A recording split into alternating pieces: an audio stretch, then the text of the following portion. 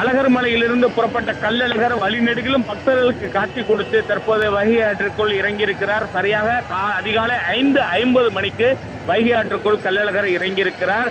பச்சை பட்டுடுத்தி தங்க குதிரை வாகனத்தில் ஆண்டார் சூடி கொடுத்த மாலையை சுமந்து கொண்டு பக்தர்களுக்கு காட்சியளித்திருக்கிறார். லட்சக்கணக்கான பக்தர்கள் இந்த வைகையார் முழுவதுமாக குழுமி இருந்து கள்ளழகரை வரவேற்றிருக்கிறார்கள். குறிப்பாக பெண்கள் கைகளிலே தீபங்கள் ஏந்தி கள்ளழகரை எதிர்கொண்டு வரவேற்றிருக்கிறார்கள்.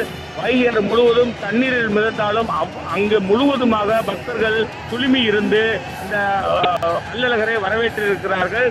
கள்ளழகர் வைகையாற்றுக்கு இறங்கிய பொழுது அவருடைய தம்பியான வீரராகவ பெருமாள் எதிர்கொண்டு வரவேற்றிருக்கிறார். அவரும் வீரராக பெருமாளும் வெள்ளை பட்டுடுத்தி வெள்ளி குதிரை வாகனத்திலே அவர் வந்திருந்தார். இதே போன்ற நிகழ்வுதான் தற்போது நடைபெற்றது. லட்சக்கணக்கான பக்தர்கள் கோவிந்தா கோவிந்தா என்ற முழக்கங்கள் எழுப்ப கள்ளழகர் வைகையாற்றுக்குள் இறங்கியிருக்கிறார். சைவ வைணவ விழாக்களை ஒன்றிணைக்கும் விதமாக இந்த சித்திரை திருவிழா சித்திரா பௌர்ணமி என்று நடைபெற்றிருக்கிறது. 445 மண்டபப்படிகளிலே பக்தர்களுக்கு காட்சியளித்த கள்ளழகர் இன்னும் 2 தினங்களிலே மதுரையில் நிகழ்வுகளை முடித்துக் கொண்டு மறுபடியும் மீண்டும் கள்ளழகர் அழகர் மலைக்கு புறப்படுவார். வந்த பொழுது கொடுத்த வரவேற்பை விட அதிக அளவிற்கு வரவேற்பு திரும்பி செல்லும் பொழுது கொடுக்கப்படும். மீண்டும் பக்தர்கள் அவரை அழகர் மலை வரை உடன் சென்று வரவேற்று அவரை திருப்பி வழி அனுப்பி வைப்பார்கள்.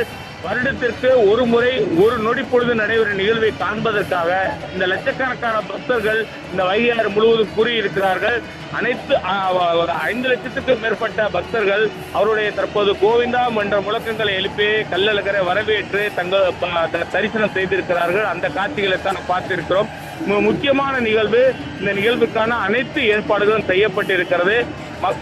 முழுவதுமாக மதுரை மட்டுமில்லாது தென் மாவட்ட மக்களே வந்திருந்து இந்த கள்ளழகரை தற்போது வரவேற்றிருக்கிறார்கள். அது போன்ற ஒரு முக்கிய நிகழ்வு தான் மதுரையிலே நடைபெற்றிருக்கிறது.